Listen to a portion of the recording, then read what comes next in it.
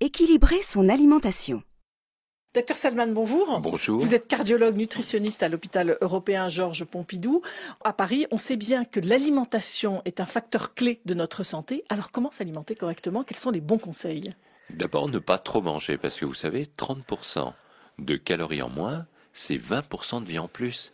Donc déjà, c'est tout simplement une question de quantité.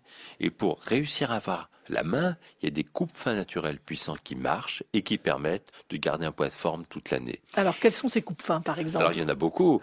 J'avais parlé il y a longtemps du chocolat noir à 100%, mais aussi, par exemple, commencez votre repas par le dessert. Vous activerez ce qu'on appelle la glucokinase et vous avez l'impression que la fête est finie avant qu'elle commence. Vous n'avez plus faim, tout simplement. Une banane fait parfaitement l'affaire dans ce cas-là. Vous citez aussi le clou de girofle.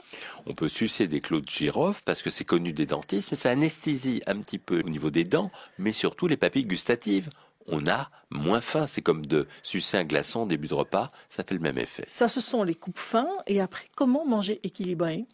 Alors, pour manger équilibré, je dirais qu'on peut aussi utiliser des aliments détox. Vous savez, il y a des aliments qui ont un pouvoir formidable.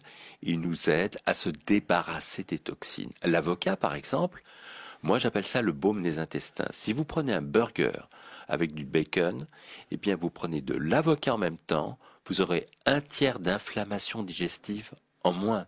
Ça amortit l'effet de certains aliments qui peuvent être parfois nocifs. Un autre exemple, la salade de cresson, ça aide à se débarrasser du benzène. Les dattes aident à éliminer des métaux lourds comme le cadmium. Donc il y a des aliments qui sont des vrais boucliers pour manger plus sain si on n'a pas de bio sous la main.